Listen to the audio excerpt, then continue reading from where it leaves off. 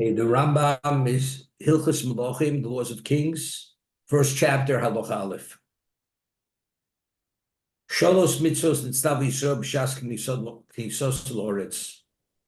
The Jews were commanded 3 mitzvos when we entered into the land. Yoshua ben Nun was Moshe's successor. He brought us into the land. Limnos le'melech, firstly to appoint a king. Shenemar, as it says in Torah, Som tosim alecha melech. You must appoint a king for yourselves. Ulahachri zar shalamalek, to annihilate the progeny of Amalek. Shenemar, as it says in Torah, Timche zecher Amalek. You must obliterate the memory of Amalek. And the third mitzvah, livnos beis habechira, to build beis hamikdash. Shenemar l'shichno tidrushu uvos hashama. You should, his domicile should be there to seek out, and you will come there to visit where he is, where his location is, which is the Beis Hamikdash. So first is the king, and the king leads us into battle, like we find by Shaul HaMelech, King Saul. He was meant to destroy Amalek. Unfortunately, he failed, and because he failed, the kingship was removed from him and given to David HaMelech. And David is the eternal king of the Jewish people. As the Rambam says, based on the Mishnah in Pirkei Avos, there were 3 crowns given to the Jewish people. Kesed Kahuna, Kesed Malchus, Kesed Torah. The crown of priesthood, which was given Aaron Lebanov, Aaron and his sons. They're the Kohanim. That's the Kesed Kahuna.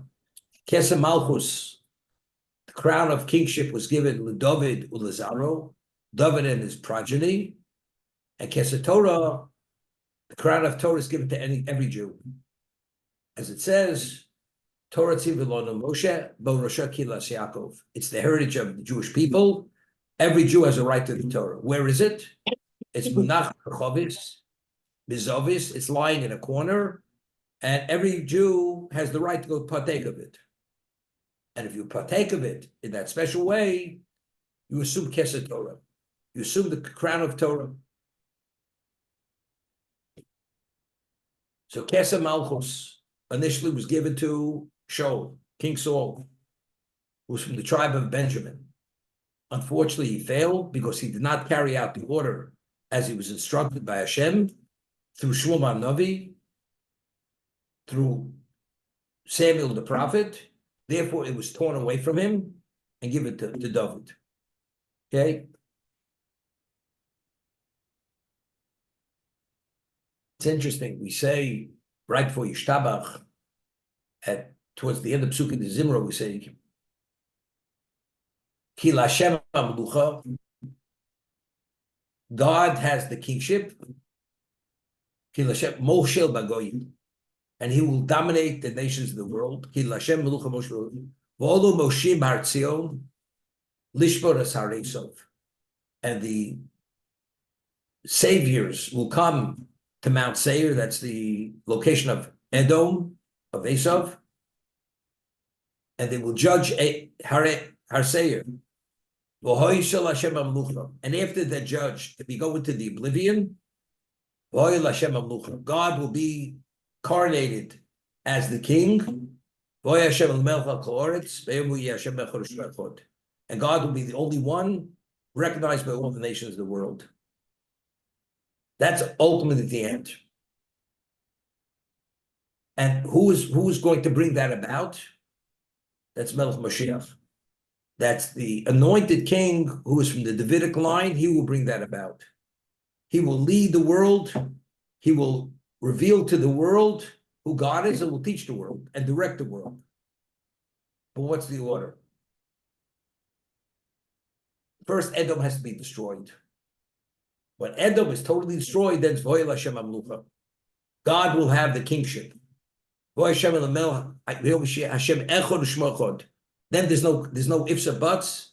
Beyond any doubt, it's confirmed on absolute level that Hashem is the king. Initially was appoint the king, destroy Amalek, And what comes after that? Binyan Beis Hamikdash. What's the Binyan Beis Hamikdash? The building of the temple that represents God's presence. God's presence at a level initially that it should be irrefutably, beyond any doubt, who God is.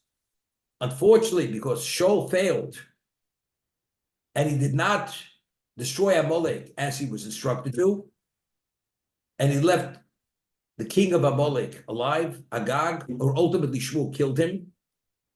But before he was killed, he impregnated a woman. And because of that pregnancy, Amalek continues till today.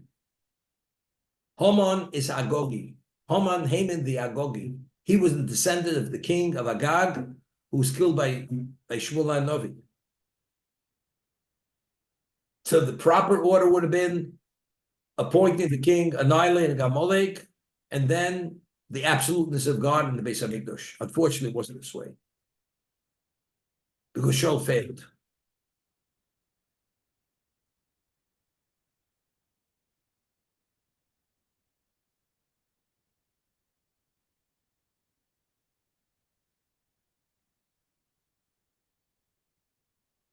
It's interesting. Initially, Hashem creates Adam. Adam puts him in the Garden of Eden, and he says to him, "You're permitted to eat any of the fruits of the garden, any of the vegetation, except one tree not, the tree of knowledge, which the fruit is Tovara, which is good and evil." Okay. Adam was the king of the universe. He was the only intelligible creature. He's the only one who had the ability to make choices. If he would have made the right choice, what would have been? He would have met his level of perfection. There would have been no place for evil in the world. Even the tree of knowledge, the evil that existed there, would have been removed from existence. But because he failed, the Melech failed. Adam failed. Adam's original classification was Odom. Because he failed, he was disenfranchised. He lost the classification of Odom. Odom is no longer Odom. He becomes locked into that limited level. Ultimately, who became the Odom? Klal Yisrael became the Odom. The Jewish people became the Odom. Atem Kriyim Odom. Your classification is Odom. The nations of the world are not Odom. It's literally the same pattern. It was meant to be, there should be no evil. If he would have met the challenge, there would have been no evil. Evil would have come to an end. Because Adam failed. That evil rears its head continuously. Until when? Until Bias Mashiach. Until the end of time. And only then, which initially was the intent, even when we went to Eretz Yisrael, what's the order? Schedule order. King, he should annihilate Amalek. There shouldn't be a trace. Binyan Beis HaBechira. Then you build the Beis HaMikdash. Unfortunately, that evil existed when the Beis HaMikdash was built, because Amalek existed in existence.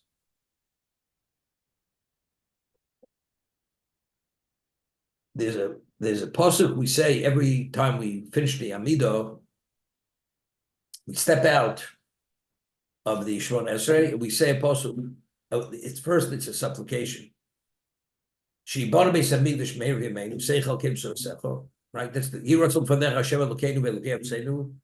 we supplicate Hashem, it should be his will. He should speedily rebuild the Beis Hamikdash.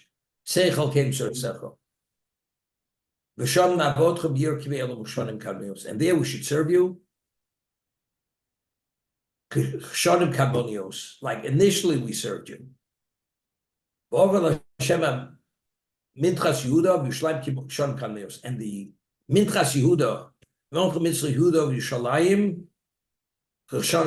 it will be like the original days. Now, which original days are we speaking about? So the Yalkut says, the simple understanding means, like it was the time of the Beis Hamikdash. Like the earlier days. The Medrash says no. Shana Kadmios is before there was idolatry in the world. It'll be as effective, as pure, before there was idolatry in existence. Time of the base there was idolatry. You had pagan nations. Because the pagan nations automatically, there are forces in existence which counter the positive forces. Whatever that carbon generates positively, there are other forces representing something which is contrary to that. When Hashem will restore Shibar Beis Hamikdash, the third temple, all those forces are not going to exist anymore. Because it's Hashem Hamlucha. There's only be God. As a result, there's no longer idolatry in existence. Because there's no longer a lack of clarity. Evil will be expunged from existence. And that's when the Minchas Yehuda of Yerushalayim will be restored. That's Orvel Hashem Minchas Yehuda of Yerushalayim. The Mincha, the meal offering, will be pleasant as it was before idolatry.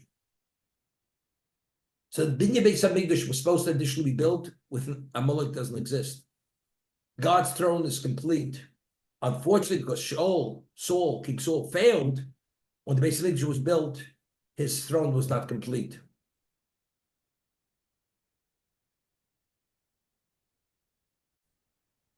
They had two children, Yosef and Binyamin, right?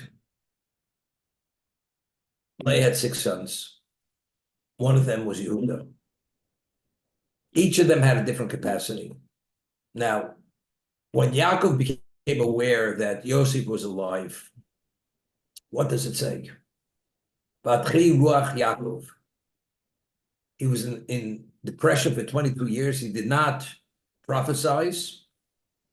When he realized Yosef was alive, he began prophesying again. He became alive. He was reconnected. And he said, I must go see my son before I die. But immediately, he sends his son Yehuda Goshen. What did he send his son Yehuda to Goshen? So Rashi cites the Midrash, Chazal, to open a Beis Lupana, to open a Beis HaMedrash, a study, a yeshiva. When Yaakov arrived, he had a yeshiva in place. Everything was in place. There was a place chosen in Goshen. That was the location where the Jews lived, was set aside by Yosef, authorized by Paro. That's going to be the Jewish neighborhood, so to say, Yaakov and his family. And Yehuda was given the responsibility to set up the Beis Medrash. Now, you understand, Yosef was a tremendous, tremendous Torah scholar. He even his father taught him things that he never taught the other brothers. So if that's the case, why do you need Yehuda to come to establish the Beis Medrash, the study hall? Yosef was there. He had the capacity. Could have done it himself. Maybe even more easily than Yehuda could have done it. So why did Yaakov give this responsibility to Yehuda and not to Yosef, or Yosef's children who were in Egypt, Ephraim and Menashe? That's an obvious question. Rachel's children had a function, and Leah's children had a function. Who are Rachel's children? Yosef or Mashbir. Yosef was the sustainer. He fed the world. He provided everything within the physical context to provide a setting for the Jewish people to be in Egypt. He addresses the physical for the spiritual. That's Yosef. Yosef is the sustainer. When Yosef was born, what did Yaakov say after 14 years? He says to Lavan, I'm ready to go home. Why? Because we quoted a posuk, Chazal quoted a posuk, which is a posuk in Ovadia. V'oye beis Yaakov eish, u'beis Yosef l'hova. The house of Jacob will be fire. The house of Yosef will be a flame. U'beis Esav l'kash. And the house of Esau will be like straw. So who consumes Esav? Yosef. Yosef has a representation that he dominates the Esau. What does that mean? It means he has the ability to contend with the physicality of what? Of Esav, who's total physicality. He has no realms of spirituality. He provided the food, the domicile for the Jews. That's the physical. So although Yosef could have set up the Beis Medrash, but that's not his responsibility. In terms of the children of Yaakov, Rachel's children represented the spirituality of the Jewish people. Levi, that's the Kohen. The king represents the spirituality of the Jewish people. He's in the forefront of existence, representing God. Okay? Rabbi? So the order is, I said, appoint a king, destroy Amalek, build a base of Chira.